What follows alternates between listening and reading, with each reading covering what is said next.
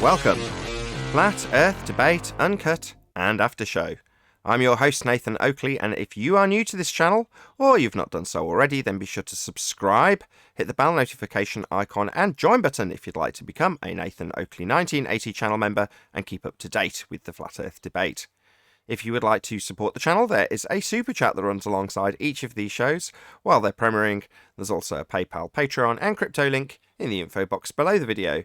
Speaking of Patreon, I'm going to do a quick shout out to all of you who do support me on Patreon. So a massive shout out of thanks and appreciation to Guns of Navarone, RMP, Troy Shuka, Bose Nail, Joseph Pizarro, Samson, Maris, Mobile Max 777, Neo the One, Lost Cat FE, Rob W, Open Minded, Reese Pound, Del West Watson, Mike, Muted, Dick Earth Skeptic, NA Literalist, Maria Neelands, Unbelievable Productions, Blue Ridge Ranger, Rob H, The Real Gabster, Windrider, Liam Nedrick, Abraham Mohammed, Dave Rakia Gafford, Naibai, Adrian Quintana, Skeptic936, Life is Short, Fireball X, TheFlatEarthChannel.com, Texas Mike, Edwin Johnson, Kirsten Smith, Alexander Main, and David Wayne Foster. So another massive thank you to all of you for supporting me on Patreon. Now I'm going to hand over to whoever is in Google and Discord so you can enjoy their conversation while I set up for today's live show.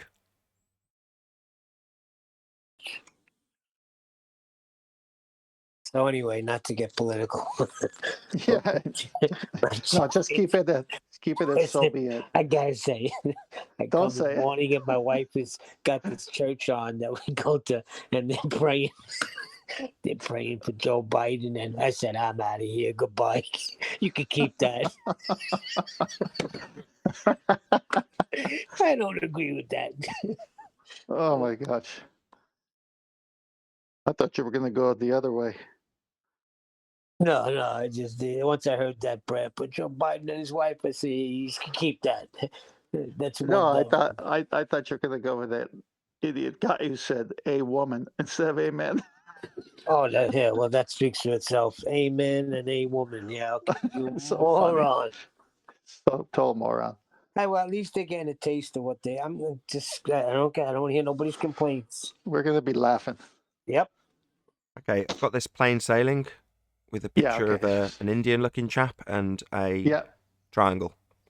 Yes, let's start there, and I'll give you the cues to move the slide. So, part of the whole research on navigation using a sextant at sea and everything else, I've stumbled across plain sailing, and I said, well, this is interesting. So when you look at this, go to the next slide, if you would. As you can see, it says, what is plain sailing? Small areas of Earth's surface can be assumed as flat, but it's limited to 600 miles. So you can see here, A to B is crossing a latitude, but it's a straight, flat 600 miles, but no more if you're going to do plain sailing. Let's go on to the next one.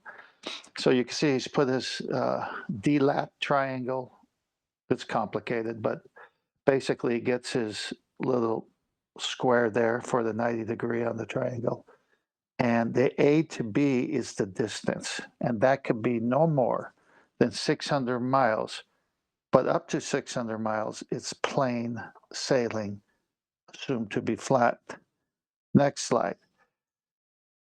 Different chap on a different navigation on the same subject, plain sailing. Size of Earth is very large, average circumference 40,000 kilometers. Small areas can be considered as a flat surface. Now, we already know the limit. It's up to 600 miles is what he calls a small area. Next slide. Limitations, about 600 miles, nautical miles or so. It gives the numbers for it. Plane trigonometry can be used. Next slide. For larger areas, distance 600 miles. Now, in this one, he's got the two lines there on the red globe in the small area. So this is referencing 600 miles. Next slide. So this is the large areas when he takes those two lines and makes a bigger separation between them. And then he says, curvature of Earth is significant. Errors if plane trigonometry is used, obviously over 600 miles, but up to 600 miles, plane trigonometry is fine because it's flat. Next slide. Then he goes into the small circle, and then he goes to a great circle with the center being the center of the Earth and the equator line, which passes through the center of the Earth, is what they call great circles.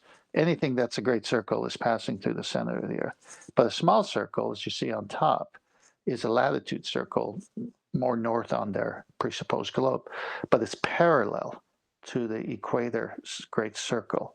And you can see how he's done west, east, north, and south, and it's got this little 90-degree from the zenith north right at the center. Next slide. It's an interesting thing here he does. He then says arc AB and arc PQ are proportional to radius. Now this is interesting because PQ is the great circle and it points coming out from the center of the Earth of the presupposed globe, where you get your radius. But AB goes to a different center. This doesn't make any sense in their model. Even in their model, this doesn't make sense because you've got to have AB going to that zero, the center of the Earth, but he's got it going horizontally, and he's calling that the center. That's why he's got C over there. So this is a weird one here. Next slide. So let me read this.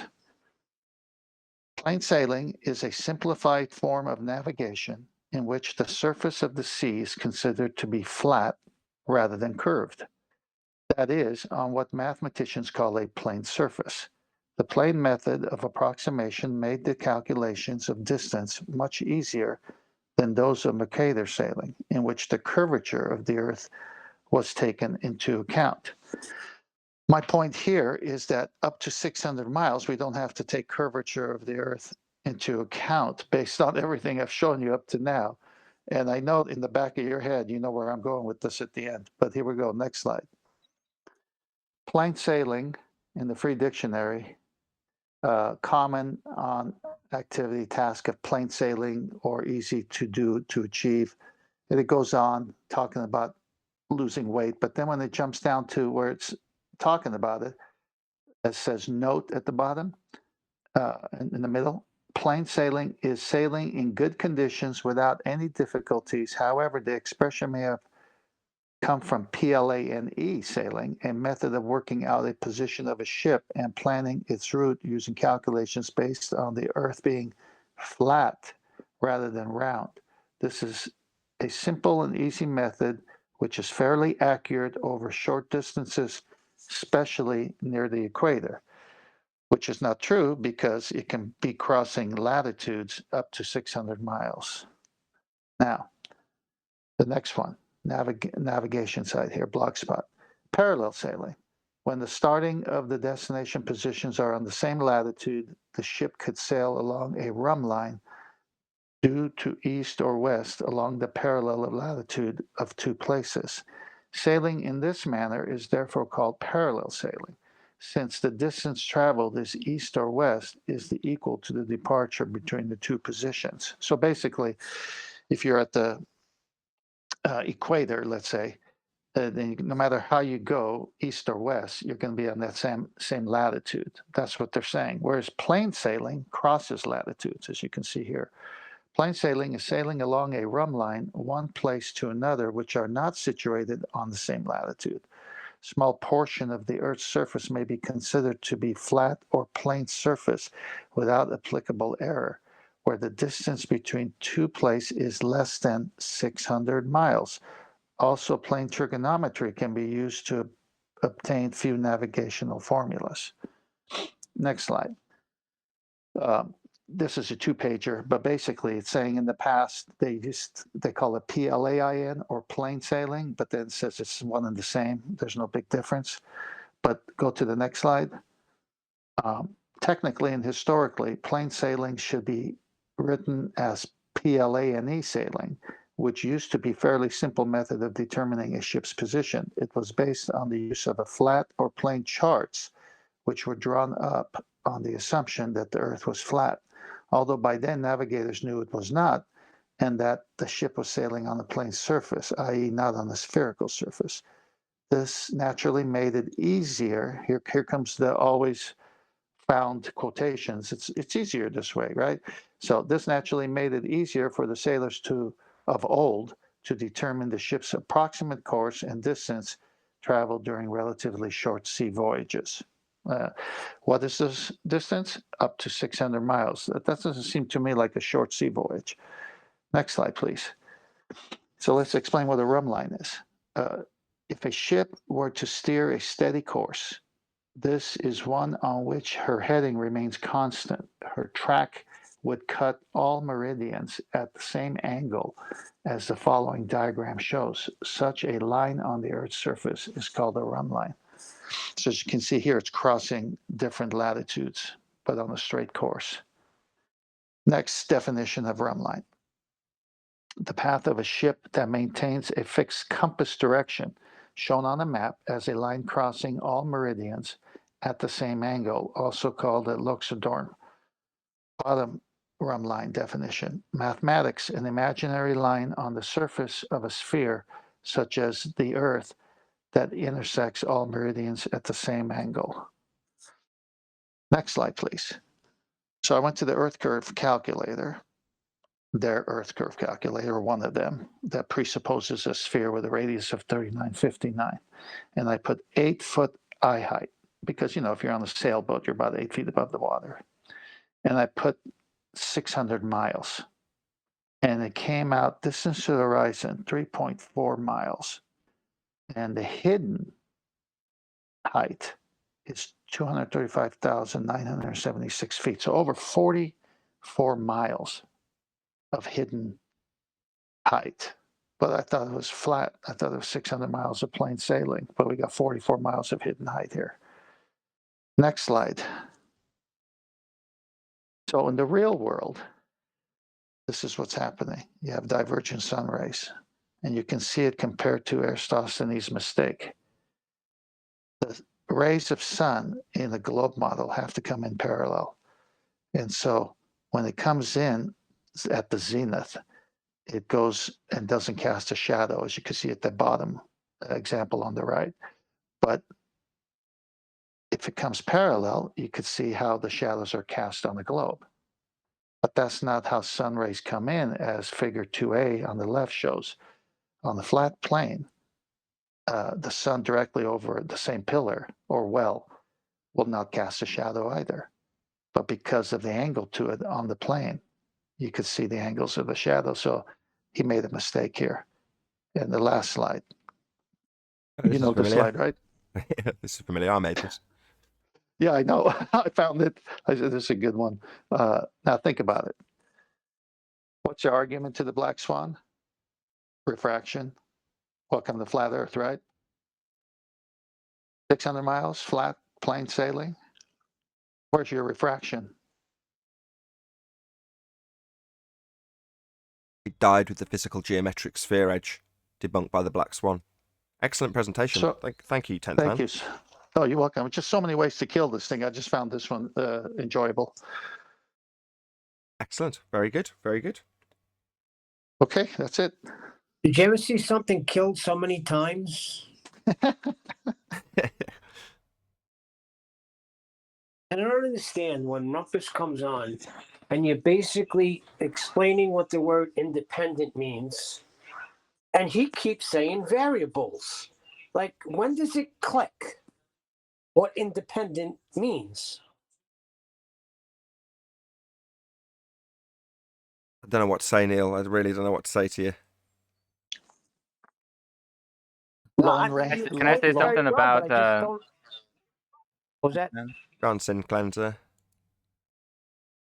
I was gonna say, isn't it? It's more than strange that whenever they make these observations, whether it's surveying or any land-based observation, they always imply or infer that the Earth is flat. Therefore, planar geometry is probably your best bet. I love how they always do that, though. Yeah, that's because Earth is actually flat.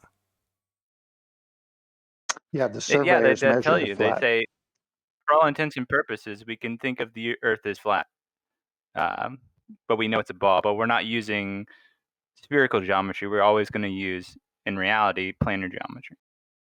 Yeah, because it wouldn't work otherwise, because it is actually flat. Yeah, they're telling you the truth in plain sight. Well, Neil, as to your independent, there's how many Lone Rangers? As Sinclair added, they will ultimately defy their previous statement in the next statement. So he also added what they would add, which is, but it is still a sphere. They'll have that in the same sentence. Without hesitation, they'll contradict themselves in the next breath. Isn't that called double speaking? Yeah, speaking out of both sides of your mouth, double speaking, contradicting yourself, whatever you like. Whatever it is, they do it all.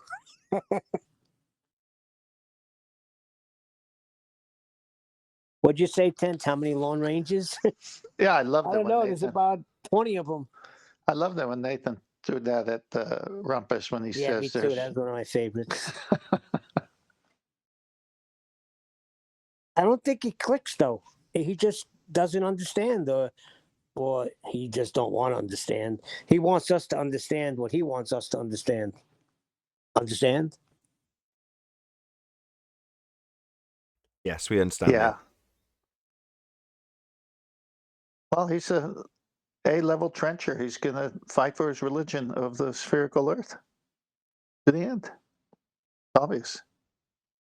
I think what Nathan should do when the next time that happens, he should say, Rumpus, every time I say understand, you say understood. So I know you understand. Understood?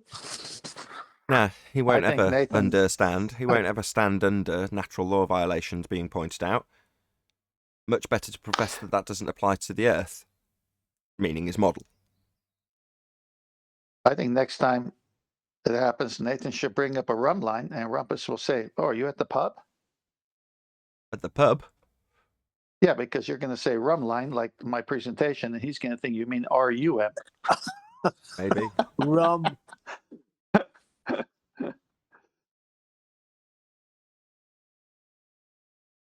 Yeah, it's a good presentation. You'll have to trim it out rather than having to go through it again off your own back. No, I'll just do it on your show. I got so many things going on right now. I'm trying to put this very eloquent, long it gets longer and longer because there's so many facets to it.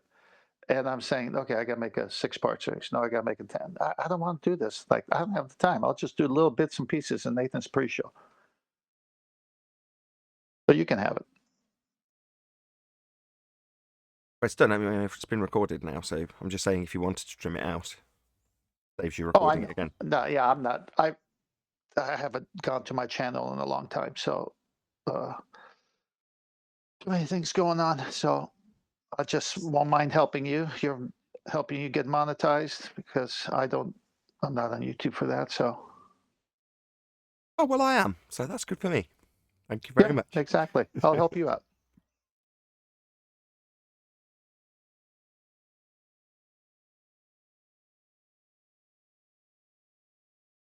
Yeah, on that last picture with the Eratosthenes and the sun rays, because in their model, the Earth is spherical, a navigation tool like the sextant can't work on a arc or sphere unless the sun is coming parallel. We all know the sun rays are not parallel. Thus, the sextant can only work on a flat surface to get those angles. It's killed right there in the shortest amount away. That last slide kills the globe too. That's why I said 2021 is the year of the sextant, because that navigation tool kills the globe model instantly. Right. Is it And any yet they all wonder say that it works. is it any wonder they've got a million maps? What's that? Is it any wonder that they've got a million maps? Got to convolute this design and the layout as much as humanly possible. Indeed, they do convolute everything. Yeah. Hey, what do they mean by when they make predictions looking at planets through telescopes? What predictions? Mystic Meg predictions, Nostradamus predictions. Little guesses, just so stories. Not verified, not validated. Like Mystic Meg, So looking into a crystal ball. Instead of a so ball, not the it's scientific method then. instead of a ball, it's the sky. But they say it happens, and you could look at it through a telescope, and whatever they predict will happen. Oh, in terms of the motion, well, yeah, cyclical. That's not really a prediction. If you watch a clock for ages and ages and ages, and then say, look, I predict that 1 minute after 12, this minute hand will move to that position. Oh, look, it did it! What a wonderful prediction. That's science. No. That's what I was thinking. Monitoring something and knowing what it's going to do next because it's done it before isn't really science. Watching patterns and then repeating the process. Well, that's why they know where all the stars that they use for navigation, which are 57 special stars, and the sun, moon, and the 4 planets, Jupiter, Saturn, Mars, and something else I can't remember, Venus maybe. They use these because they always repeat themselves, and they're always over a certain place on Earth, and they call that the geographical position. So wherever you are at sea, you can just go to the book of all the hundreds of years and thousands of years of this repeated cycle and say, my angle to that star is 45 degrees. And then you look at where that star is directly over on Earth, and there you got your distance. Well, there you go. It's a sphere. Spoken like a true fundy zealot. So when they make predictions like that, it's really knowing what's going to take place. And we're asking them to stick to the scientific method form of a prediction, correct? And they can't do that. No. They don't have any empirical evidence when they make these just so stories up. As I say, they're like Mystic Meg predictions.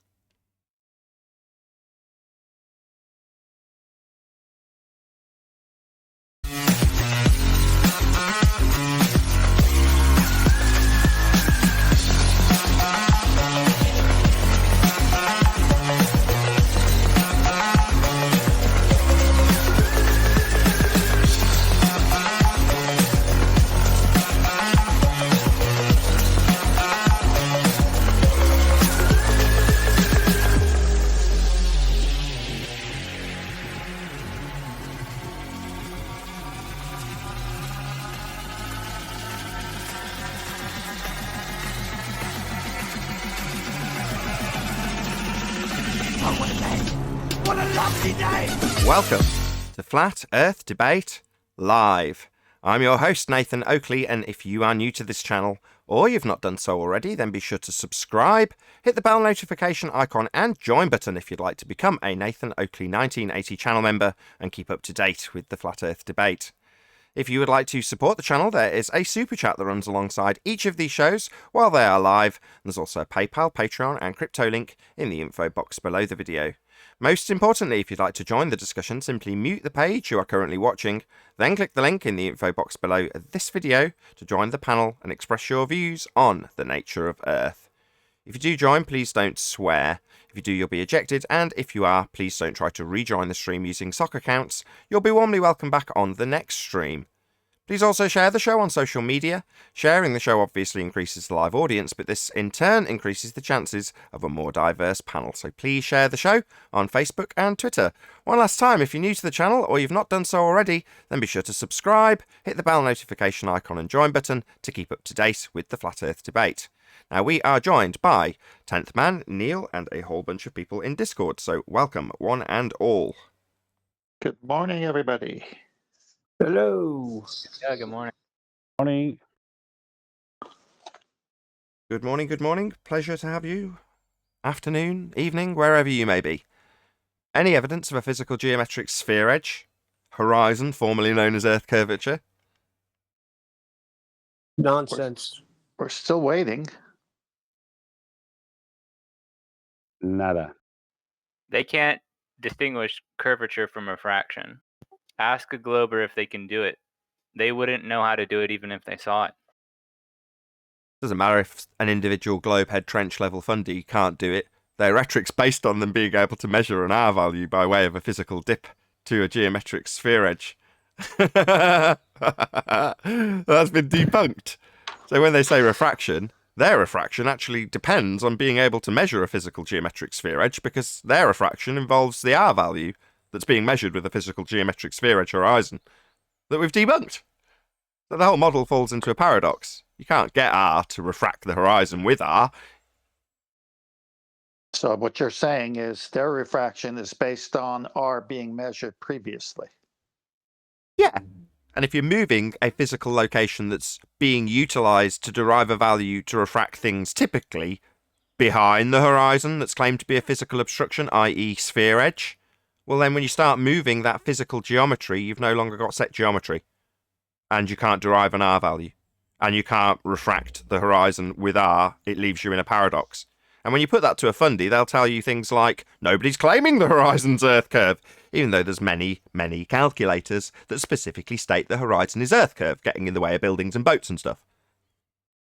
I remember Bill Nye doing a YouTube video of a ship going over a presupposed arc of a globe, and he was saying that that bulge is Earth curve at the horizon, covering the bottom up first of the ship. Eventually, the sails disappeared as it went over a curve. Yeah, you'll find many an advice column telling you that the Earth curve argument starts at the horizon. Because it does. That's their claim. The horizon's Earth curve. It isn't. We've debunked it. Nice time to be a flat earther. Any evidence? Yeah, we can play. Go on. Yeah, we can play their own. We can play their own videos from their high priest, showing them that this is what their verbiage was all along. Why are they changing it now? Yeah, at trench level, but I don't really care about the people who come here. You know, at a fundamental level, the assertion that the globe makes is that they've got a horizon that's physically blocking things with its physical nature because it's Earth curve. And we've debunked it. The horizon is not Earth curve. That apparent location is not physical geometry capable of deriving an R value. And when we put that to the trenchers, they tell us how that physical location's being refracted. It's a not actual location and no one claims it is. Yeah, we've debunked Earth as a sphere here. It is truly epic to be a flat earther right now. And likewise, when a trench level fundy comes here and starts telling us about how we have axial rotation because Earth and atmosphere spinners one and my reference frames are ruined, we can merely welcome them to a non-rotating Earth because they're supposed to have 15 degrees an hour of Earth rotating underneath things not attached to it. And we don't observe that effect, even though it's claimed by the heliocentric model that we do. And we've debunked it. All game over. Any evidence of axial rotation while we're on the subject? Feel free in Discord if you've heard any new claims or rebuttals in reference to the Coriolis deviation we should but do not see.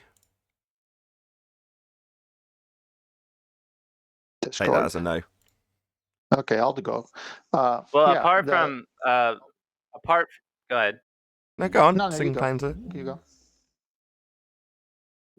Well, usually they'll mention the Foucault pendulum, right? And they'll say at the equator, it wouldn't work the same as if it would, for instance, in like Paris or something. But I've never seen them actually use a Foucault pendulum at the equator. So it's like kind of a baseless claim to say that if it's not been demonstrated. I tend to use the Foucault pendulum or a gyro, same principle, as a reaffirmation of their claim when they stand in denial of their claim at trench level. So, to make that clear, which you wasn't, their claim is Earth rotates underneath at 15 degrees an hour, regardless of your assertion that trenchers have given you about its location. 15 degrees an hour drift is what you should observe in a gyroscope or pendulum because it's claimed Earth turns underneath it. So in the case of a pendulum, it's swinging back and forth only. And it's claimed to look like it swings to knock over the little dominoes because Earth's turning underneath it at 15 degrees an hour. That's the claim. Well, once you've established that they are indeed claiming Earth turns underneath at 15 degrees an hour, because that's what the pendulum's supposed to show, then you've got their claim tied down so they can't later say, no, we wouldn't expect to see drift, and deny the very claim they're making. Get it nicely established what the pendulum is actually designed to show. It's designed to show 15 degrees an hour deviation. That would be Coriolis effect, observable from the non-inertial spinning reference frame, as it's claimed to turn underneath. In that example, the non-inertial spinning reference frame is claimed to be Earth, turning underneath the pendulum. So we've got Earth turning underneath things not attached. And if Earth, as claimed by the pendulum, turns underneath at 15 degrees an hour, then it turns underneath drones, and it turns underneath helicopters, and it turns underneath hot air balloons, and it turns underneath snipers' bullets, and it turns underneath footballs, and it turns underneath anything that's not attached. However, we don't observe that effect, only demonstrable in a claim with a pendulum and things that are in the air for less than a few seconds, or a second, or a fraction of a second. So those things are claimed to have Earth turning underneath them. For example, Neil deGrasse Tyson says, like the pendulum claims, Earth turns under a football to cause a field goal to be scored. Made. Sorry, Neil. So that goal is made because Earth is claimed to have turned under the ball exactly the same as it's claimed to turn under the pendulum, and would also turn under the helicopter filming the game, and under an aeroplane flying across continents, shortening a flight when travelling west. For example, if Earth was turning underneath an aeroplane exactly as claimed by the pendulum and by Neil deGrasse Tyson with his football example, then a flight from Charlotte, North Carolina to Los Angeles would only take an hour and a half because Earth would be turning underneath it. And in reality, it takes 4.5 hours because Earth is not turning underneath anything that's in the claim to be inertial reference frame. We don't have a non-inertial spinning reference frame turning underneath things that aren't attached, like footballs or snipers' bullets, because it would also manifest in aeroplanes, helicopters, drones, hot air balloons, or you if you jumped up and down. But we don't see that effect. So the pendulum's useful to tie down the Fundy globe claim that we have, and here's the actual terminology, misused and abused at trench level, Coriolis deviation. That would be a non-inertial spinning reference frame turning underneath an inertial reference frame so that you, on the spinning reference frame, see things seeming to drift because you turn underneath them. Well, things seeming to drift includes drones seeming to drift away at 1,000 miles an hour while they hover.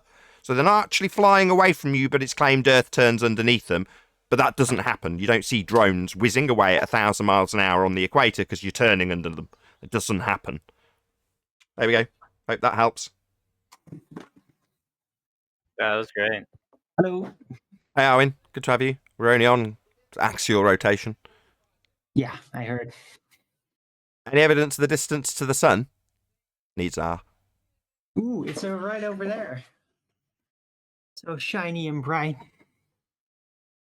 Whatever it is.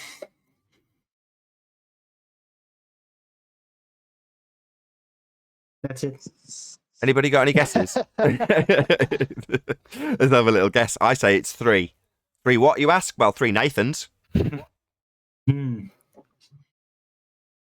Astronomical units, you mean? Relative to your understanding. These are You mean debunked with Black Swan. Arwinian units? Any more on the distance to the sun? Other than it being shiny, shiny over there and maybe assuming R and applying the astronomical unit? Well, they can't assume R anymore because R is dead. Indeed. Well, how long a fishing rod would you need before your fishing rod would go behind the sun? At least 70 Nathans. To the one wielding it. 70, maybe even 80 Nathans.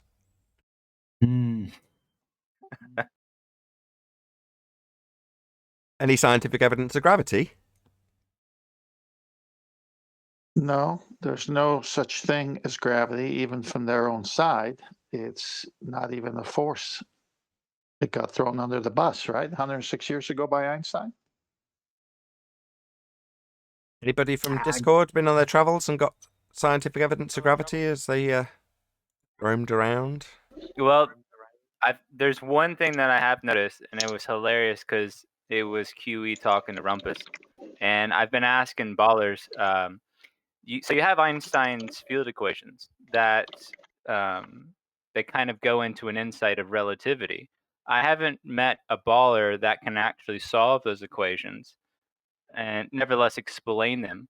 But I think it was absolutely funny when you ask them, okay, you believe in relativity. Can you understand what he's saying in his field equations? I haven't met anyone that can. Okay. So I don't think they really even have a good understanding of what relativity or mass attracting mass or any of that, what gravity is. I don't think they really can articulate it. Oh, I see what you're driving at. What you're saying is they don't know they haven't got a basic understanding of their own claim, is what you're saying. I'd agree. Yeah, if you ask them to go into detail about that, how they measured these, how can you measure something if it's relative to something else? When you get into those field equations, I don't know of anybody that even knows what he was talking about, Einstein. But they'll believe Einsteinian relative mass attract, all this other stuff about it. I don't know. Sure, we had a guy Yeah, who but- came here and claimed that he'd got varying zeniths as you went through a tunnel or made a tunnel through a mountain, and then asserted that there was gravitational fields that were causing these deviating plumb lines.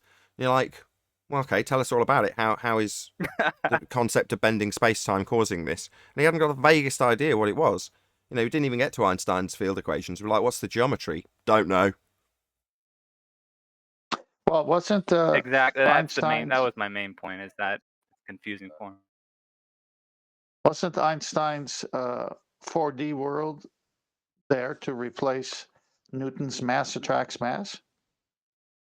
Replace? In Superseded. what sense? Yeah, superseded it. Superseded. Yeah, replaced You it. mean followed up as a just so story? That's right. Right. Because people still don't know what gravity is. Right? Yeah, that's St. Right. They Glenn's point. don't know. They're still trying to find out what it is. I don't think they're even trying. I think they'd rather just come here and go, gravity, and hope all is well afterwards. That's much easier to do. So since Einstein superseded Newton's mass attracts mass, he says, takes it to a concept, abstract space-time. I'm just still puzzled. Like, if you don't know what it is, then do you know it has to be there? That makes no sense. He purposely, in my opinion, this is just my opinion, went there because it's so vague and there's no way of knowing. So Where's when you that? say the bending of space-time, well, what does that mean in reality? Bending of space-time? Well, can I see a demonstration of bending of space-time? It's so No. vague. No, it's taking place in a conceptual medium. That's why I interrupted. Where is there? Well, there is space-time. Well, can you visit it? No. Well, can you move around in it? No. Is it real? No. It's just a way of describing something. It doesn't have to be describing something that actually exists. Exactly. Yeah, there is no 4D world. There is no second world. It's just a world they've invented to do the maths of gravity in. Well, that's nice. So- It's not a force, though. So Oh, hold on. You can't exclude it from being there. It's just that there's no way to test it. Where's It there? might be There is there, nothing but Ah, we there we would go never again. know. There we go again. It's an Where's there? imagination. Where's there? Being there? Being where? In their heads. Well, in the concept of 4D space-time that doesn't exist. Well, what is there? It is there, but where is there? Well, it's a conceptual medium that doesn't exist in reality. So there is no there to test it, but it does work there, because there isn't real. We can't move around in it. Don't forget that. can I do a dichotomy here? So mass attract mass, we can't see that. So that didn't work. So they went to bending of space-time. Well, we can't see that either. So they're 0 for 2. Yeah, and likewise, we don't stand on a spherical model, a philosophy to explain the movement of the stars in a roundabout kind of way. That doesn't work all the time. Yeah, well, we don't stand on that sphere either.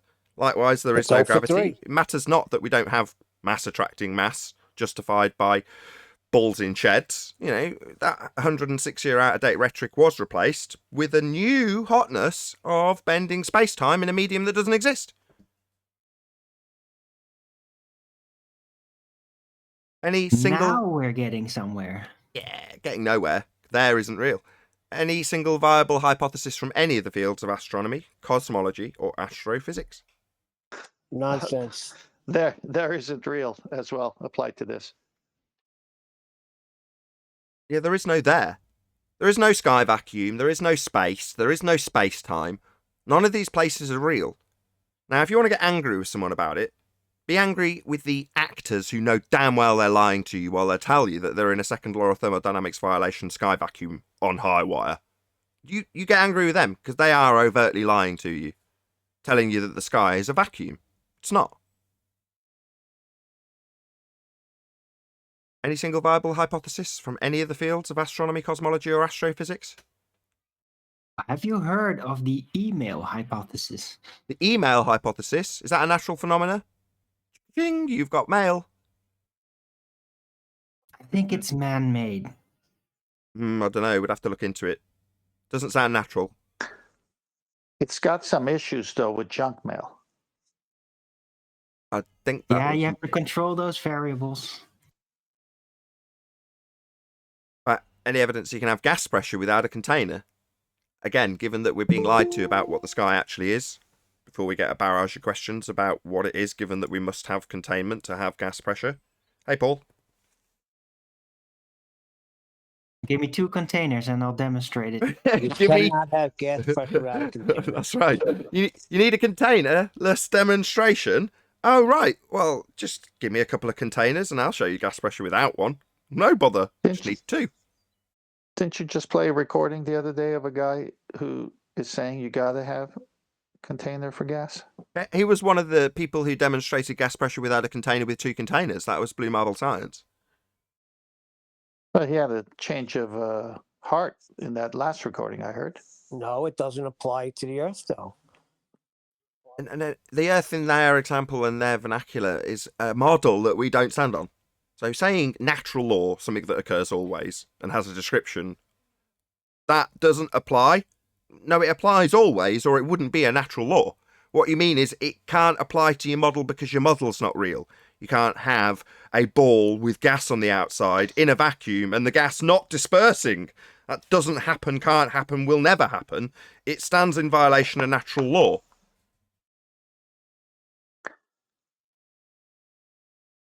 Well, it Yeah. needs something to press on, right? That's why you got the word pressure. And if there's nothing there, what is it pressing on? It's not, it would disperse. That's why the sky is not a vacuum. If the sky was a vacuum, it would be a vast space for the gas to fill. And gas which expands in all directions will simply fill the availability of volume it has to fill. And if the sky was a space to fill, gas would fill it. And what do you know? They call that space space. Well, I think you have to go back to what you just said, because this is the way they think in their mind. My model is this sphere and all this vastness of a vacuum. That's my model. So that's what I believe in. Now, when you say natural law to that, well, it doesn't apply to that. But then when you say natural law to what we're actually seeing and feeling and observing through our senses, well, yeah, you need a container for that one. That was the thing with Blue Marble. He made a second video about how you can have gas pressure without a container, and even in his second try, he still had a pipe, and he still had gas contained by a container. Like that was he wasn't debunking it; he was just proving that you still have to have a container to have gas pressure. I say a couple of hellos to all of the members who are chatting away happily. So hello to Unicorn Laser Eyes, Robert L, M, Eagle Plane and Anchor, Arwin, you're a mod, Antecedent Algonquin Collective, and Jadu. Good to have you all. Oh, and Hoppy One. Pleased to have you all. Thank you for being Nathan Oakley 1980 members. Good to see you all chatting happily, without trolls, who are free to welcome and join to verbally challenge us. Any evidence of a self-perpetuating molten iron core at the centre of a presupposed spherical Earth? Nonsense. Only on their model.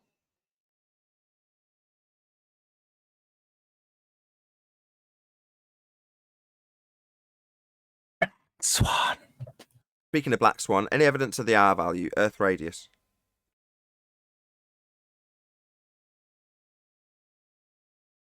Nonsense. Crickets. Well, if there was, we would see geometric horizon where it's supposed to be, right? Yeah, that's Listen, the whole thing is nonsense. Yes, 10th. It would be a physical geometric limitation to our vision if Earth was a sphere. It is also claimed to be exactly that. The horizon is claimed to be Earth curvature. It isn't. It's a not actual location where the sky appears to meet the ground. Non-physical. Hey, Paul. Good morning, guys. Hey, Chocolate. Hey, Paul. Hey, Chocolate. Hey, Good morning. guys. For those of you unfamiliar with the Black Swan argument, if the Earth was a sphere with a radius of 3959 miles, then every distance to horizon, that would be the geometric horizon, could be no more than 1.2 times the square root of the observer's height in feet. And the Black Swan demonstrates a horizon way beyond the physical limitations of a sphere with a radius 3959. Therefore, the horizon is not physical, you cannot derive an R value, and you cannot assert that you have any proof whatsoever of physical sphericity, because the Earth is not a sphere. Earth is obviously and observably and measurably flat. That concludes Well, there was a housekeeping. couple of people from NASA, and Nathan Thompson went into their neighborhood, a NASA-infested neighborhood, speaking to some of them people, and they said they worked there for 20 years, and they know the Earth is not flat. Well, how do they know? Because of their colleagues broadcasting from a Because they second law worked of there for thermodynamics violation sky vacuum? Because of the assertion that from the ground you can measure a physical geometric sphere edge obscuring things in the distance? Why would they claim that? Because they have faith. And why wouldn't you? Why would you assume that the higher-ups who are sending down transmissions from a claimed to be second law of thermodynamics violation sky vacuum known as outer space would be lying? Well, I don't know their motivation, but they definitely are lying. You can't have gas I know pressure their without a container. motivation. I know their motivation. You got to see the neighborhood they live in. Woo! So money, Nice. maybe. Oh, yeah. Oh, Maybe. yeah. Beautiful neighborhood. Beautiful homes. What is it, the main streets of NASA? What the hell? They got Yeah. NASA neighborhoods now? What's Yeah, going on? Nathan Thompson found it. He went with him, Whitsitt, and another guy, and they were speaking to NASA employees. The one guy said, "Listen, I just came here because my mom is sick. I'm going to take care of her." You could spot a NASA neighborhood because the houses aren't close. They have a lot of space in between. Oh, Just want to make something clear. I do not advocate hassling people, right? So NASA employees, I'm going to say this, 99% of them have no clue that there's any deception whatsoever. There are a very, very small handful of people that I can point at specifically and say they know they are lying while they're on trapeze claiming to be in space. They're not. They can't be. That is an impossibility. It's a violation of natural law, and they are liars. Now, as for the rest of the NASA employees, you can't go around hassling these people. Why? Well, because they work for a company that lies. Well, get in line. So what? That doesn't make these people liars. It doesn't make them bad people. In fact, I'm quite sure they're all very honest, hardworking, upstanding people who think they're doing something for the greater good and are very proud thereof. So to hassle these people, I just think it's downright wrong. You know, what we do I agree, here... but it was funny. But it was funny. What? He's hassling people, right? Yeah, kind of. Yeah. I was cringing a little bit because I felt the same way.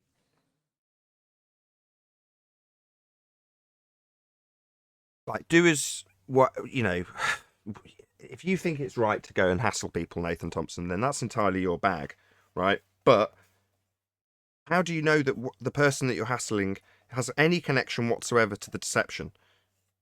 It's more likely than not that they don't. Neighborhood. Say again? I want to know how he found the NASA neighborhood. Yeah, but so what? If 99% of them haven't got the vaguest clue that there's any deception being perpetrated, yeah, they're just like average Joe. Now, they might have a better car if NASA pays well. Well, what, are you there because you're jealous that they've got a nice house and a nice... Good for them. So what? Let them live the way they live and attack the arguments at the root problem. Where the lies lie, you can... or lay, you can point them out. But Does that mean that all NASA employees are So I bad people think who lie? No, definitely not. Yeah, and those things that Nathan Thompson does, ultimately, they just make him look stupid and petty. It's a strange and it's kind of a weird look. It's just hard to get behind. The childish approach. And the But I same. kind of liken it to when you first become a Christian. So, You want to go out, you want to tell everybody, but then you gain wisdom as you grow older, and you realize that you were more of a reproach than an attraction. let's not talk about Christianity. Let's talk about a comparison with Bart Sabrell, where many of his critics said the same thing. His approach seems childish. Try and spring it on these NASA employees. Now, in that example, I've got no sympathy whatsoever. They're the same. They're liars. And having Bart Sabrell spring that on them, do whatever you like with them. They're outright liars. And they know it. Now, they deserve what they get from Bart Sabrell, childish or otherwise. I've got no sympathy for them. But as for your average employee of NASA, I just think it's wrong. They're just people.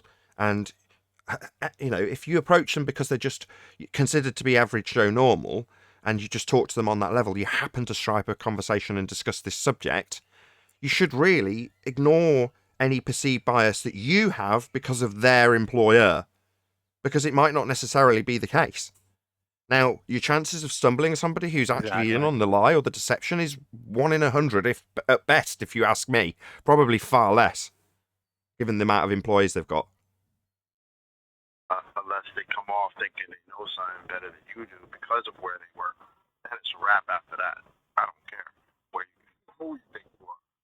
You're going to know more than me because you work in NASA. That's a different story altogether.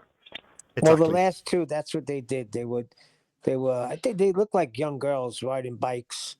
And, they couldn't have been that young because they said they worked there for 20 years. I think most of the NASA employees would be lifelong NASA lovers from childhood. Those are the types of people that they pick. Can't Yeah, say all of them are like that. They have an affection to it. Yeah, the fanboys of NASA, they're the ones that get chosen, the really hardcore ones. The curators of it.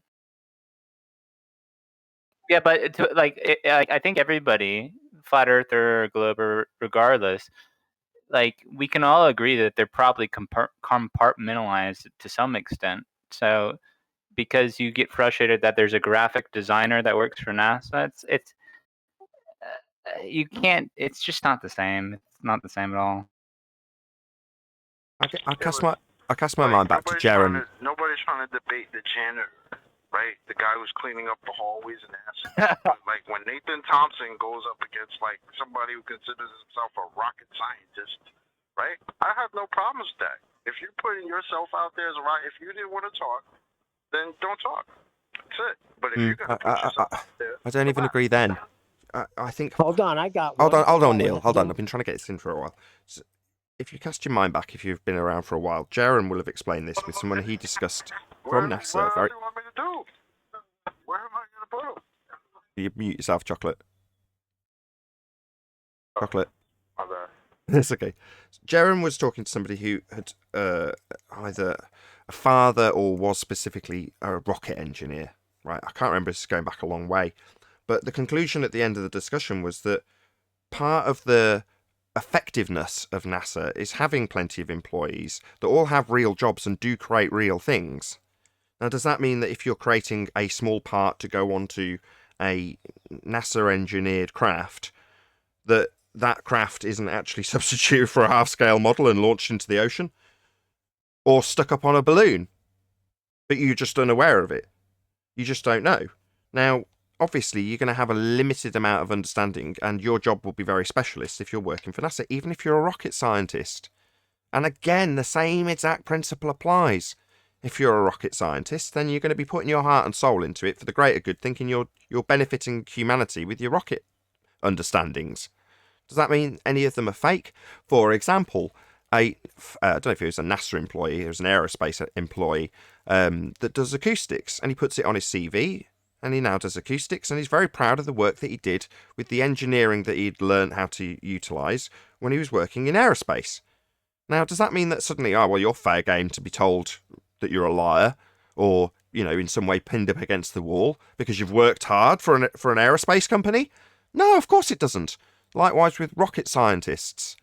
If they want to work hard in a job and get paid well for doing so after learning a trade, you know, who are you to piss on their bonfire, is what I'm saying. Now, there are exceptions to the rule, but how are you going to get to those people? Chances are you'll never even know who they are, let alone get to them. You know, the people on strings, both figuratively and literally in this example, are merely puppets. You know, the people who are on the high wire pretending to be in space, they're just actors. They've been employed for a purpose to put distance between the actual overt liars. Now, the fact that they have to be let in on that secret at some stage, that must be the case, because they can't be doing what they're claiming to be doing. Now, again, to a limited extent, can you blame the actors? Because they've been put in a position that undoubtedly they didn't want to be put in when they were told the truth. Yeah, we've seen the miserable look on Neil Armstrong's face in interview after claiming to have returned to a place he didn't go to. He looked like someone just took a big fat shit in his cornflakes. He looked depressed. So these people are left in a position by an unknown third party where they've got to lie. Now, I doubt very much that they're proud or pleased with that position. At the end of their rather miserable life, they're probably depressed and alcoholics in many instances because of just that. Now, for me, in some instances with a slightly different hat on, I actually pity them. You know, I pity someone like Neil Armstrong going down in the history books when he's just had to lie, presumably under duress. So does he need hassle? Now, again, earlier I completely contradicted this statement by saying I've got no sympathy when it comes to Bart Sabrell getting, you know, people like Neil Armstrong over a barrel. Well, you know, because I know they're lying. But I could still empathise with them and say, well, why? Why would anybody want to do that in front of millions of people? It's high risk, right? Well, chances are they were coerced into doing it and were led to believe by a deceitful bunch of liars that we are not privy to, that they were actually going to go and do the thing they said they did. They were actually going to travel to the moon through a second law of thermodynamics violation sky vacuum called space and land on a rock in the sky we call the moon. But we have no clue of what it actually is. Well, they actually, at some stage, I am in no doubt, thought that's what they were doing. And the reason I believe that is because they expressed genuine concerns prior to the mission actually being faked. You know, they wanted to test the equipment and make sure it was working, and lots of people were fussed about it not working properly. In other words, they took it very seriously. Now, they thought they were going to be held as heroes. They came back liars. How depressing would that be? Does that deserve scorn? Well, until you find out who was the person that put them in that position in the first instance, they're just puppets. Why throw tomatoes at the puppets? Hold on. Then what about the guy that comes to Times Square Church as one of the last astronauts to go to the moon and come and give a grand speech of how everything was? Now they can infiltrate our neighborhoods, but we can't infiltrate their neighborhoods. I don't know. It doesn't seem right.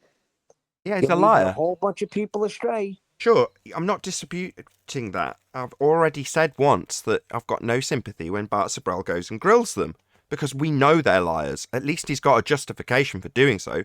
But I still take that hat off, put the other hat on and go, shouldn't we empathise with these people? Do they want to be in that position? Do you think they might have got there thinking that they were going to be doing grander things to only find out at some stage that they weren't really going to be doing that? Yeah, your love of going to... Yeah, that's not real. Actually, it's far cheaper. They might even lie to them even more. Yeah, we did go to space, because obviously it's real.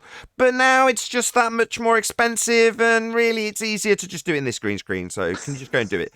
But trust me, space is still real. Now get on with it in front of the green screen. Here's your high wire. No, you're not going to be going to space. Everybody. Yeah, hello. Can I get a word in Brian. real quick? Go ahead. Brian? Yeah, the average Joe that works at NASA was promised a rocketing career. That's why they're there. Exactly. Well, that leads me to believe that my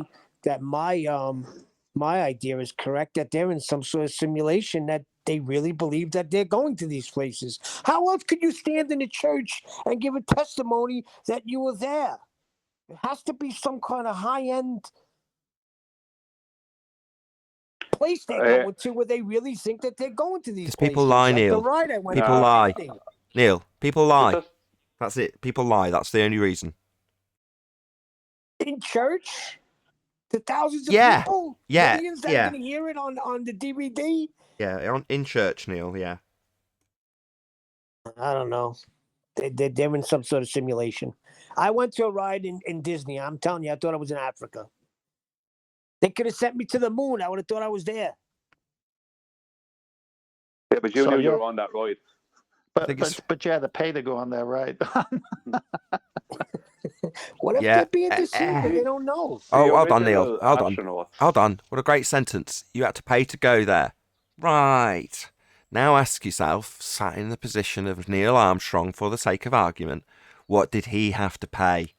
What did it cost him? Reputation. You see, yeah, well, you see, I don't believe that all of the original astronauts were not in on it. I believe some of them were, and some of them were not, and they were all friends. But the ones that were, like Buzz Aldrin, I reckon he was totally in on it. Neil Armstrong, no, he was totally naive. A totally naive, God-fearing person. And I would say it's very likely some of them were and some of them were not.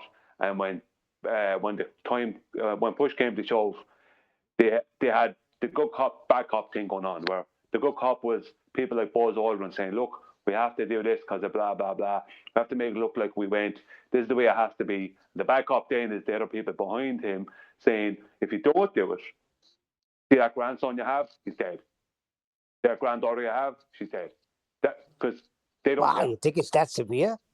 Absolutely. To They- control they the made a- world, they made a movie there's on nothing it. they won't do. They There's they nothing made they a won't movie. do. Brian, you Yeah, remember the movie? they made a movie about it. They made a movie about it. It's called Capricorn 1. Yeah, but who made the movie? Who No, I allowed that know. movie out? You know what I mean? No, I agree. I'm just saying they made a movie called Capricorn 1 where these astronauts were supposed to go, but the last minute they were taken off and they were lying to everybody that they were in space, but they were in some shelter in the desert and they were play acting and filming in the studio. And so you just got to see the movie Capricorn 1. It's right in I your remember face. it. I remember seeing it when it was on TV when I was very young. But the thing about it is, if they have a couple of very honest people, someone like Neil Armstrong, and this person believes that this is going to happen, and then they're told at the very end that it's not happening, they do have people in the public eye before the thing happens that are very, very straight-laced and kind of holy, if you know what I'm saying, holy or that kind of way. Someone who the average American, especially at the time, could go, yeah, this is a good American person who is a God-fearing Christian person, and they're going to do the right thing, and this is for the world, and America is going to put the flag on the moon, and it's going to be a big deal. And then you have people like Buzz Aldrin, who was a lawyer from the start, who knew, probably related to people who were maybe, I don't know, a part of the societies that do these things that are controlled. There's people in control of things. We're not it. Do you know what I mean? I'm not going to say who they are. I don't know. There's all different names on them. That's the George Carlin Club, and we're not in it. Yeah, exactly. We're not in that club. Like, so whatever is going on, they faked it.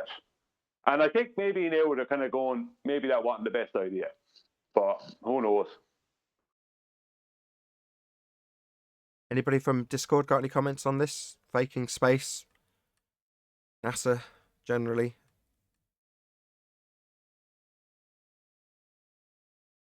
Yeah, compartmentalization is a powerful thing.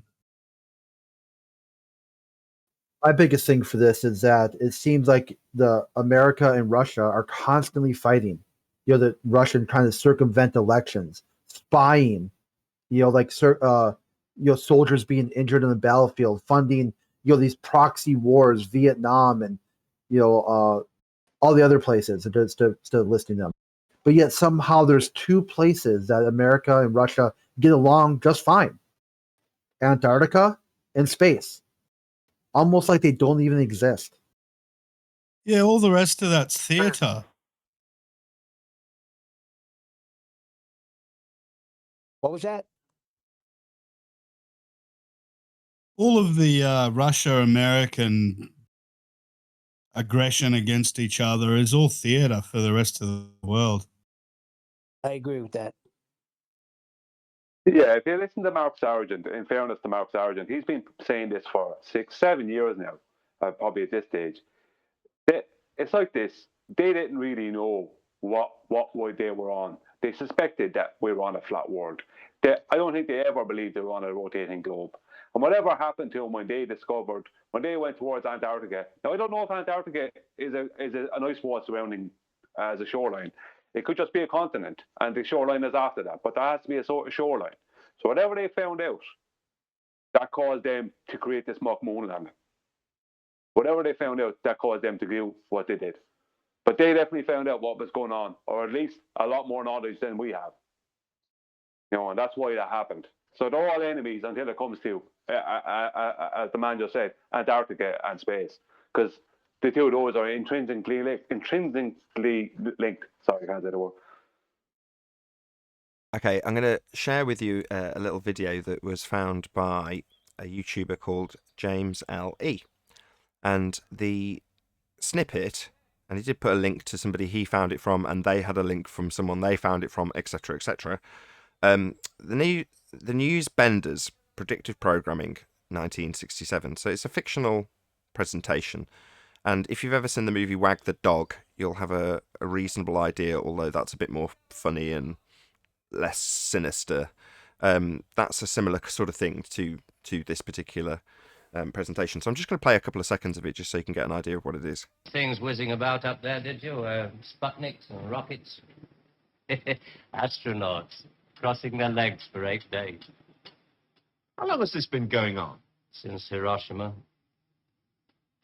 And the H-bomb, that doesn't work either? Right. Dirty.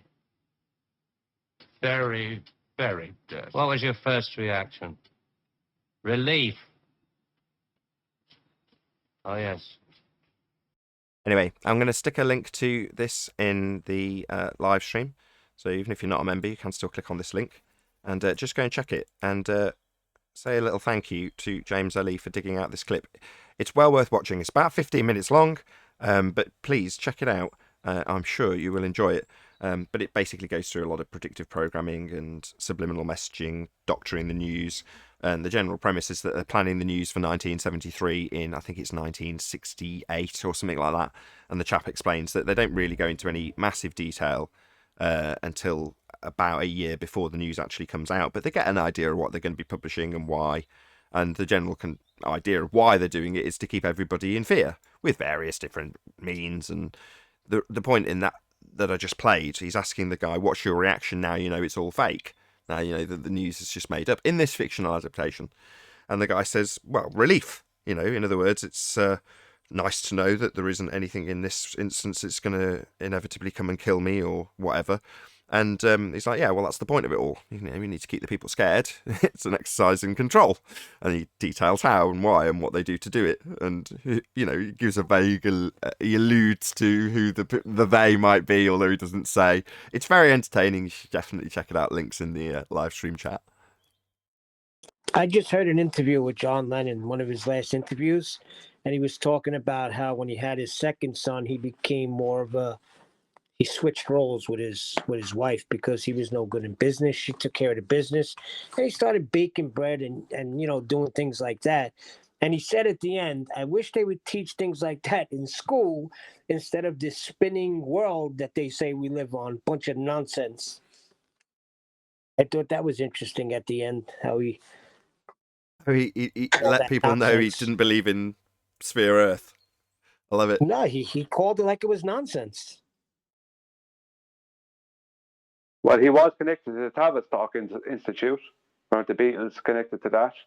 So that's all that Paul is dead stuff. Then you got to believe that the guy that took his place was better than the original Paul McCartney. I don't know. That's too much. Hold on. Let's not get into the conspiracy stuff. Tavistock, you can explain. Brian, do you want to explain to the audience what Tavistock is? Well, it's basically manipulation. Is the point of Tavistock. I can't remember everything about it, but I do remember it's basically manipulation of the masses. It's psychological manipulation. If you maybe you should do it, Nathan. Probably know a little bit more about it, but I'm not saying that Paul McCartney is not Paul McCartney. I don't know about any of that, but Tavistock Institute is like, it was a psychological operation, was it not? I don't know. That's why I asked you. You brought it up. I know about Yeah, Tavistock. sorry. Yeah, it was a manipulation because they were trying to figure out how thousands of girls would be screaming and urine was flowing down the sewers. They were just wetting themselves over 4 lads from England.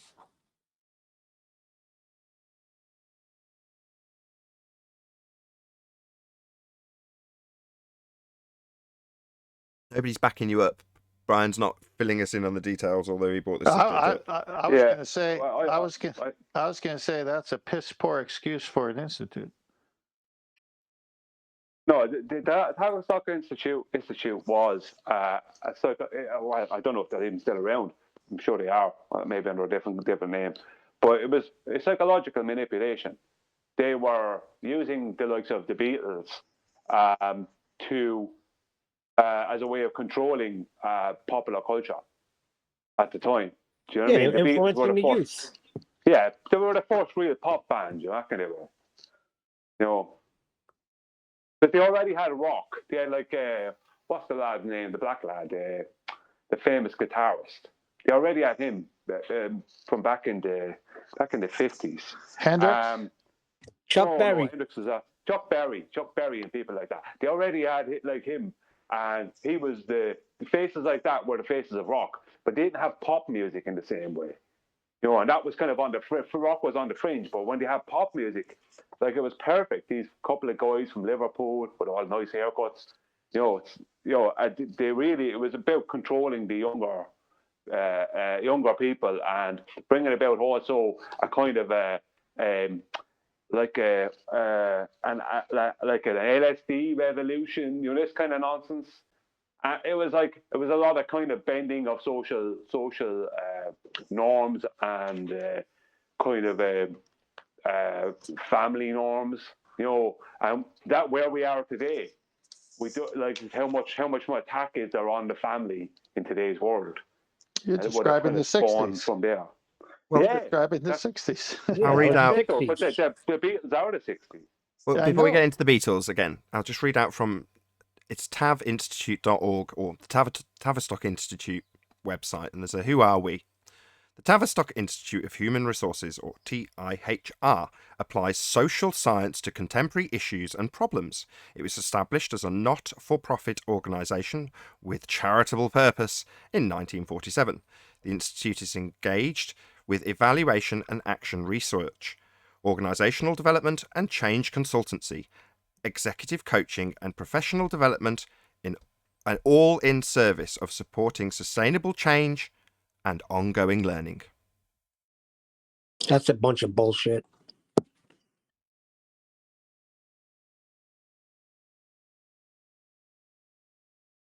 Adam knows a bit about it. If he comes in, I've got a new word. I think Adam knows a bit about it. I'll just read on our history. This is a word I'm not familiar with. Maybe someone psychlonatics. PSYCHOANALYTIC. Psychoanalytic. There you go. Spelt it out and I could actually read it. Psychoanalytic. Okay, I'll just read this. Our history. We were formally founded as a registered charity in September 1947. In our early work, we brought together staff from different disciplines to find ways to apply psychoanalytic and open system concepts to group and organisational life. That's their history, according to them. It's just a description of social engineering. That's it. There you go. Those were the two words. Analyzing the psyche of people. Yeah, but social engineering can also be to stabilize things, to whatever. It's just playing with society. Or destabilize. That could happen too. Or restabilize. I mean, obviously, I, off the top of my head, couldn't think of any examples of destabilization that these sorts of things could infer. How are we all enjoying the lockdown, by the way? Yeah. You just have it rough over there, right, Nathan? I don't pay attention to the news. Occasionally it slips in through the things that I do pay attention to. But on the whole, I'm annoyed that I can't go swimming with my kids, and I'm annoyed that I can't take them to certain private tuition that I took them to. That annoys me because I can't speak Spanish. So how am I going to teach them it? So that's kind of frustrating. And I haven't got a pool.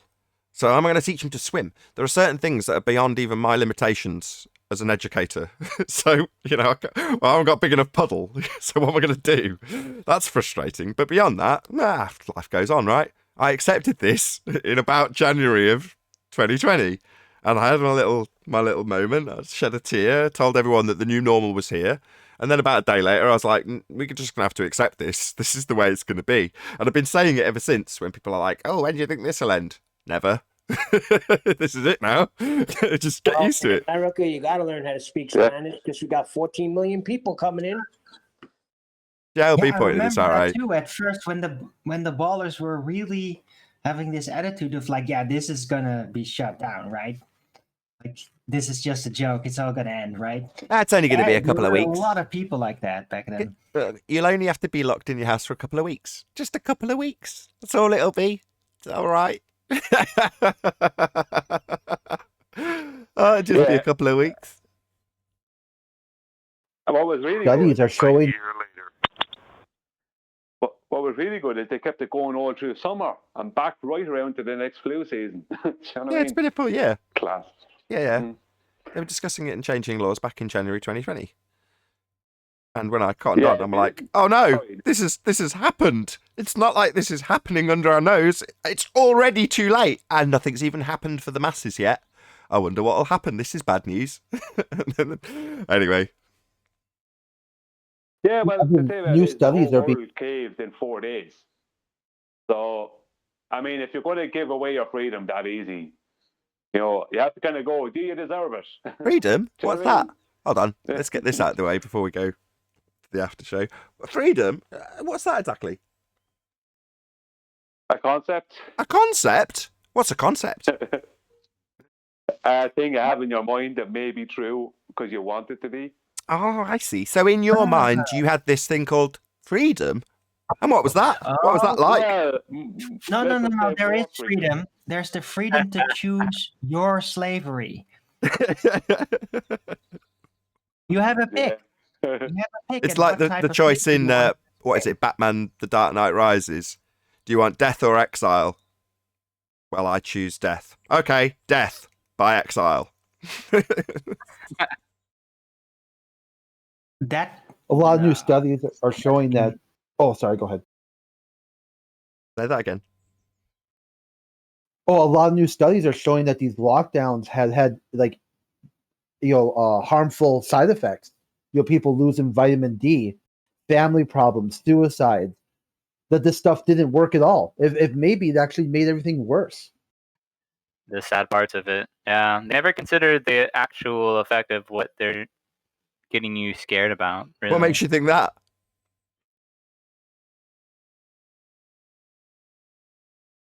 Well, there's going to be a reaction for them doing what is happening, right? All right. People losing jobs, a process people alienating, distancing. Kind of like problem, reaction, solution. That sort of idea. Yeah, David Icke. Well, a solution is one way of saying it. Yeah, solution to the problem. I mean, the problem doesn't have to be a real problem, and the reaction can be an engineered reaction. But the solution is your ultimate goal, and that's whatever solution that you need to provide. Anyway, I'm going to cut to the after show with that before we get into something that might get me demonetized. So with that, I'll say a huge, massive, enormous thank you to both Discord and G+ panels for making today's live show possible. If you are watching this on either Nathan Oakley 1980 or Nathan Oakley premiering streams, then stay tuned, as there will be an after show to follow. As I say, if you are watching this live, this is where we bid you farewell.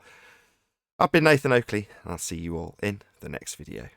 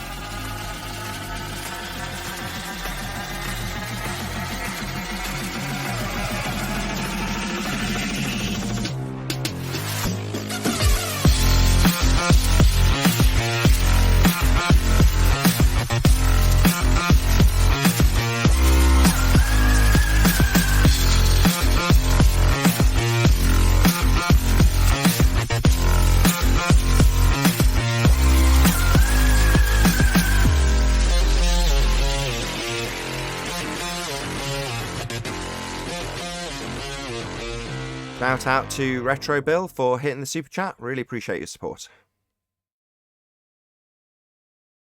Just on the last note, before you got off live, I'm seeing headlines that our governor in California is lifting all the lockdown measures, and the crazy one over there in Michigan, she's lifting the lockdown measures and allowing people to eat at restaurants now. Interesting how after Biden wins, they do this, right? But not before. Bad man, orange man, gone. Everything's safe now. Oh, God, you guys. Orange man bad.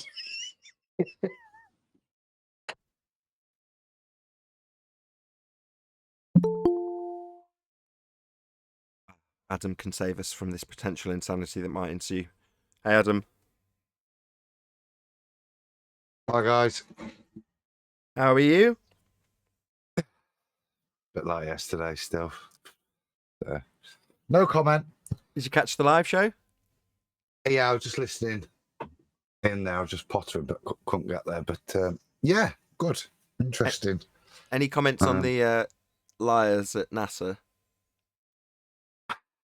Yeah. It's a bit like... Oh, sorry, that's me. I had my watch page little in still, amateur. Yeah, I think there's certain people, what Cibro you alluded to, that there's certain targets that are valid, aren't there? But I think there's other targets which I don't know what it benefits your cause for, if you know what I mean. You can end up probably a bit like Nathan Thompson gets with more negative press of who you.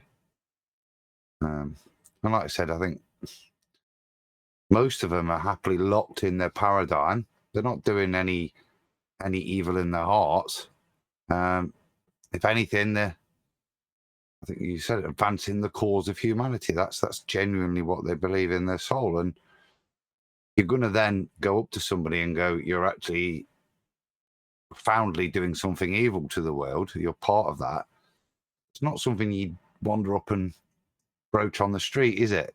It's something that it takes time to address with an individual. So, and I think of myself, if I was doing that, like when we were doing the Flat Earth tour, we're out there for people to approach us. Come and laugh at us if you want, or whatever, you know. But we're there for people to approach us. We're not actively targeting people, and I think that's,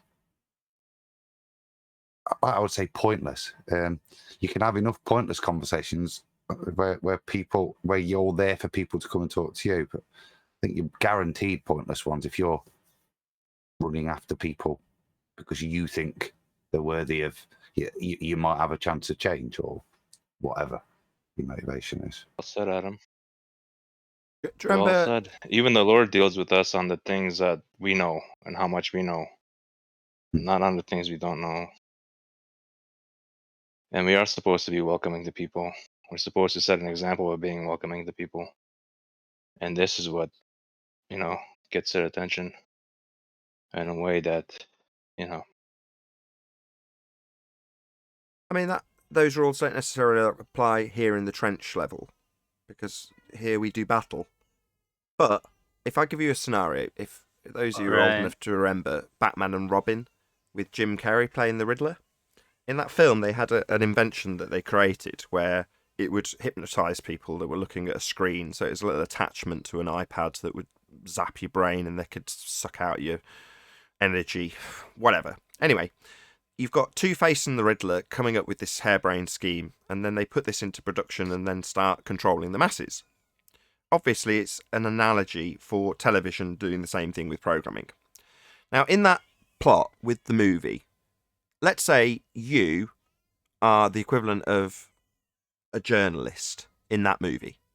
Do you go to the Riddler and Two-Face's factory and grab a factory worker or an engineer who's very skilled at, developing some of the technology that's gone into this particular device, who ultimately thinks he's just created a great product and is very proud of how well engineered it is?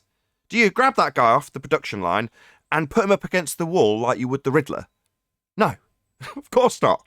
But by equivalent, that's what the suggestion we do with people who are employees of NASA. We have them up against the wall, right? Well, no, they're just the equivalent of the guy on the production line or the engineer developing the technology, not the evil genius at the top that's engineered in some evil way of controlling people into the technology. Right. That's the totally different guy. And he's in a tiny, tiny minority, rather, compared to the rest of them, who haven't got the vaguest clue of any evil scheme, right?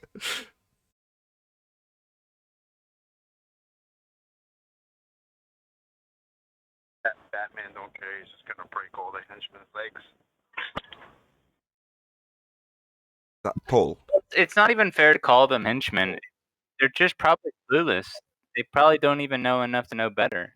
So when you confront them and you're like, you have an antagonizing way of approaching them, you're probably going to confuse them and frustrate. But it's like, it's just, I don't know. It's probably not the best look. It's not the best approach for it. If you work for Unless they want to actually come and advocate for a ball, then What I thought was interesting was yesterday, on Nathan Oakley, they covered the test, like now the physics test, just a new riff on how that they think flat earthers are stupid. And what we really saw here was an echo through like all the Discord channels I go to. Everybody, all the globalists were just asking flat earthers random physics questions, and they don't even know the answers to. All they would do, they'd ask you a question, you give them an answer, they tell you you're wrong, and then try to make fun of you for being a flat earther. It's like if they can just take their YouTube away for a week, and they would start understanding flat earth. Yeah, what they're doing, we discussed yesterday. Instead of answering a question about the related subject, it's a test your opponent personally. Because if you can show Flatzoid and Brian to be failing in their physics acumen based on their test criteria, then suddenly the Earth's a sphere in a vacuum? Spinning? No. But if it makes them feel better for a few moments to ridicule flat earthers, they'll do it. Because they don't have any comebacks to the actual arguments. So let's ask random physics questions. Because it's an appeal to intelligence. Well, we're more intelligent generally, so generally we've got to be right when we haven't got anything to come back at you with. But basically we're more intelligent than you, therefore we're right. It's absolutely pathetic. right, It's even- like Real hold quick, on, let Ben. me say something. Okay, go ahead. Go ahead.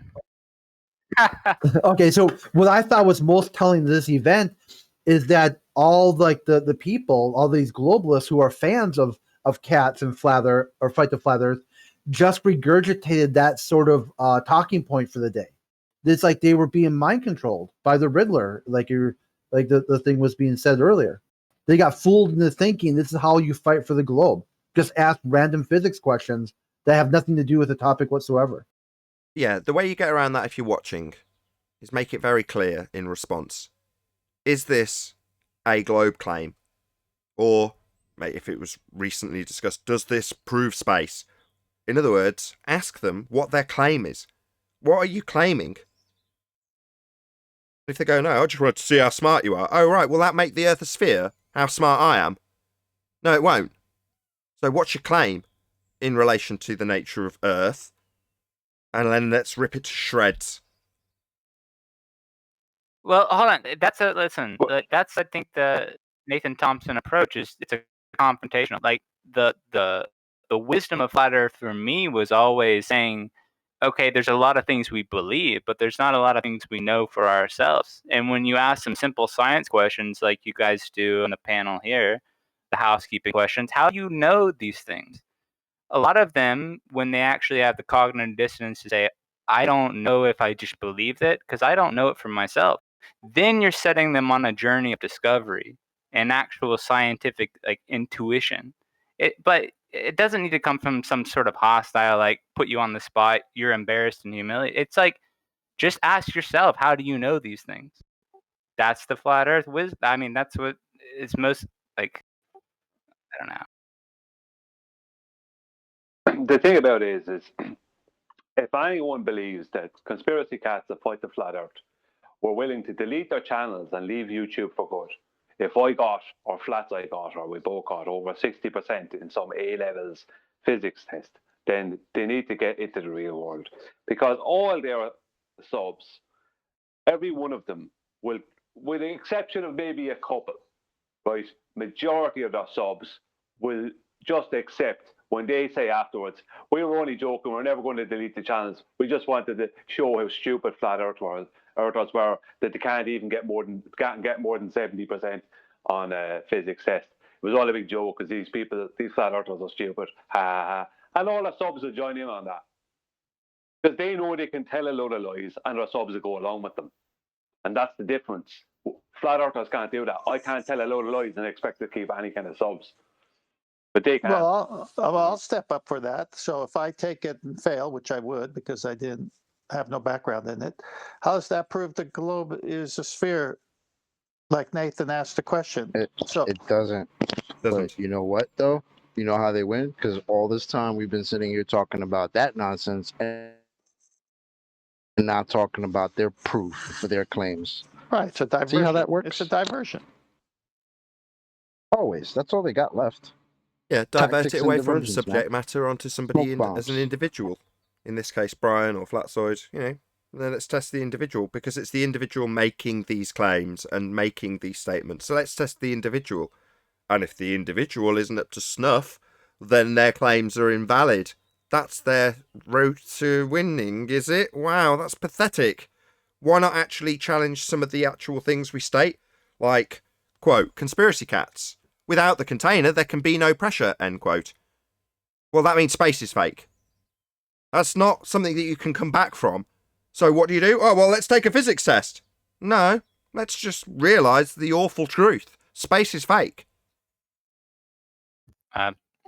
Absolutely. There was a guy, I got trolled to death in the past few days. I don't know how many different trolls came to leave comments on my videos and that. And, it's like, are you going to take on this test? Are you going to do this? Are you too scared? No, the usual nonsense. But there was a couple of them started throwing a few questions at me, and I didn't answer any of them. But one guy came at me, and he had 3 or 4 different questions. And these were physics questions. But they were all designed, and he admitted at the end of his comment, that the answers to all these things are the globe, right? Because they were involving what he thought was caused by gravity or what he thought was caused by earth rotation. And it was all down to just not having the actual answers to what these things were. And I knew the answers to these 4 or 5 questions he gave me, the real answers to them. It wasn't gravity, it wasn't earth rotation. I knew the actual reasons for these things. And some of the things he was asking, the actual reason for them is out there in mainstream as the actual reason, and it's not gravity or earth rotation or any of the rest of it.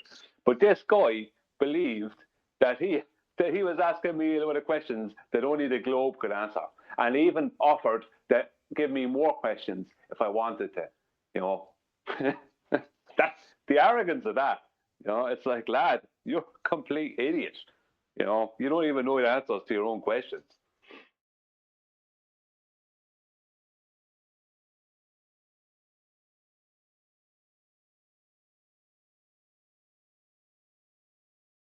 Is anybody going to defend this nonsense as somehow being a viable or useful route for the globe argument to progress?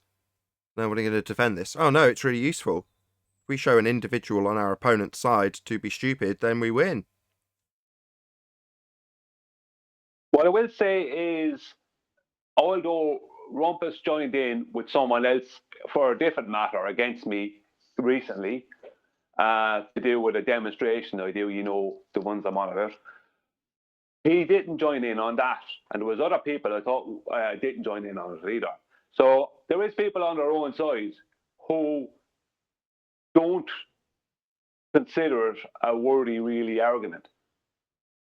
Rumpus didn't join in on it. If he considered it a worthy argument, he would have joined in on it.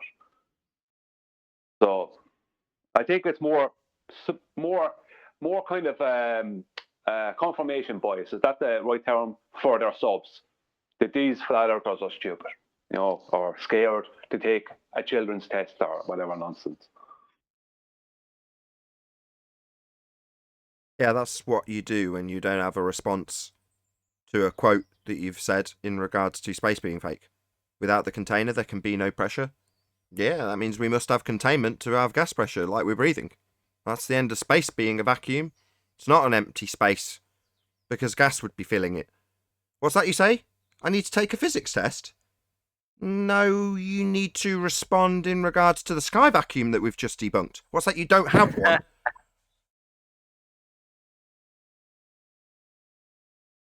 Sean Hawkins joined in on it, actually. Funny, he joined in on it and left me a comment on one of the things. I know one of my videos or something where I had commented anyway, and it came up as a notification to me, and it's like, yeah, I knew you wouldn't take that. I knew you wouldn't take that test, just like you wouldn't take on my Polaris channel. Ha ha ha. He meant to say challenge. It's like if you want to get smart with someone online. Has Sean Hawkins figured out that water vapor is a gas yet?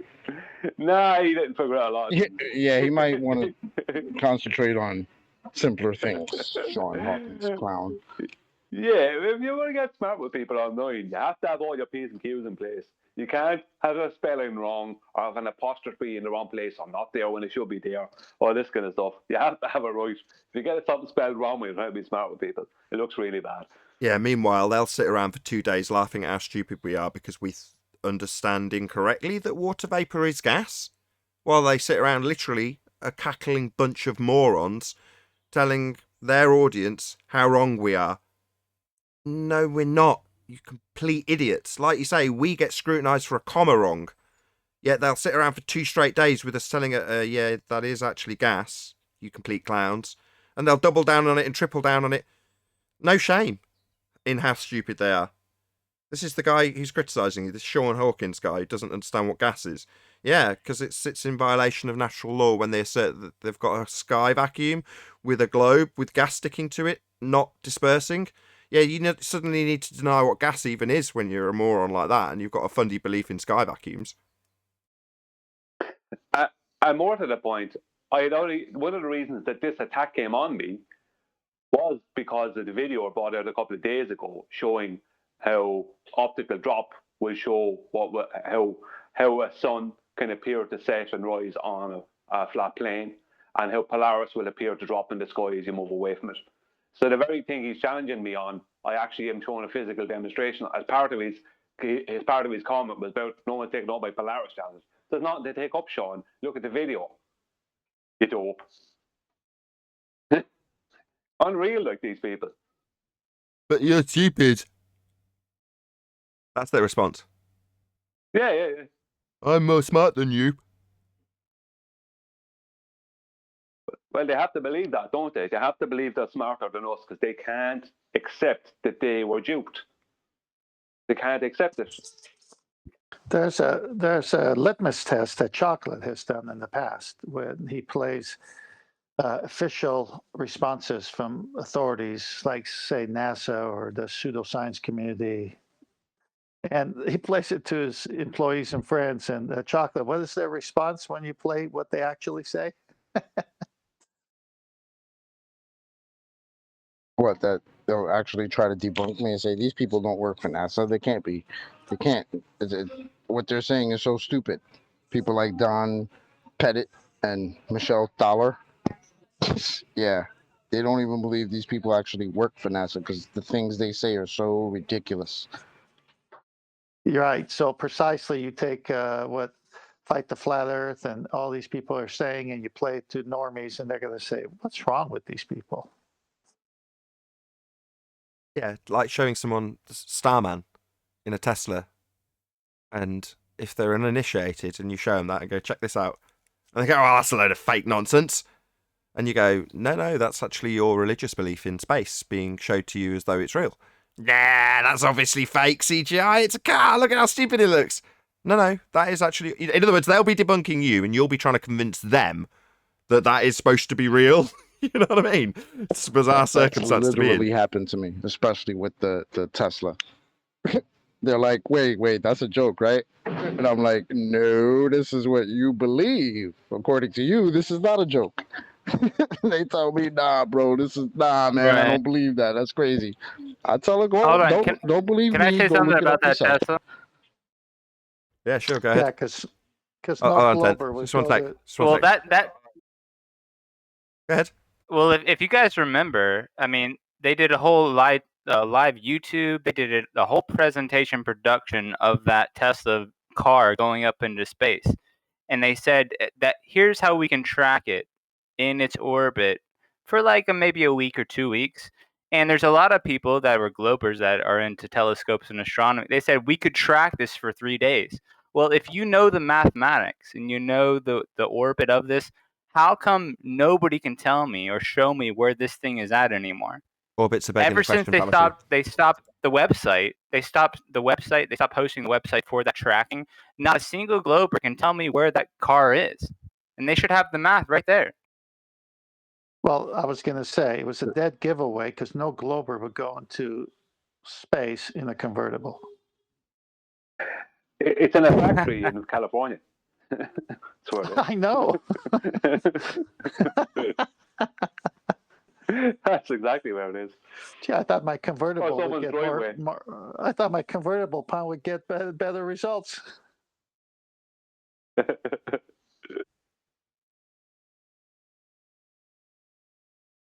There was a video came out in the past couple of days. Some NASA astronomer lady who was taking on some flat Earth simulation. There's some flat Earth simulation thing out there, and it's obviously the pizza disc flying upward through space nonsense. And this lady is an astronomer or ex-NASA astronomer or some nonsense like that, and she's having a go at it, and it's usual nonsense, usual incorrect nonsense that is just character assassination. No, but it's like, geez, they can't stop with this rubbish. So if they're going to use pizza for a flat Earth, what was their final decision on it, or was it a toss-up?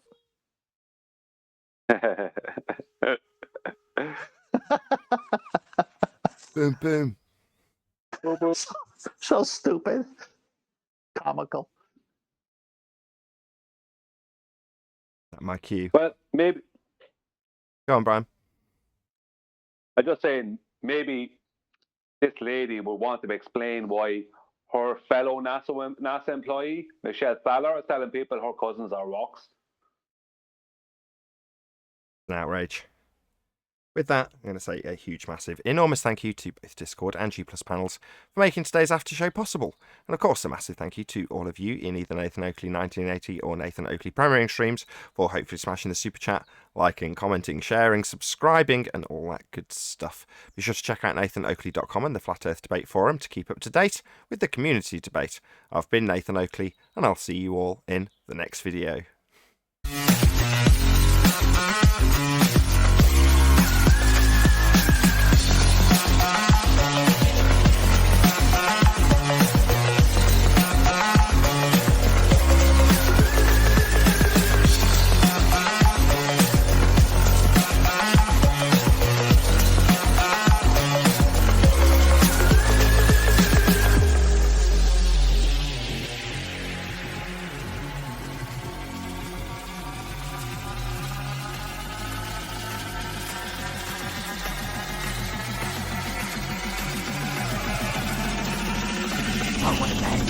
What a lovely day!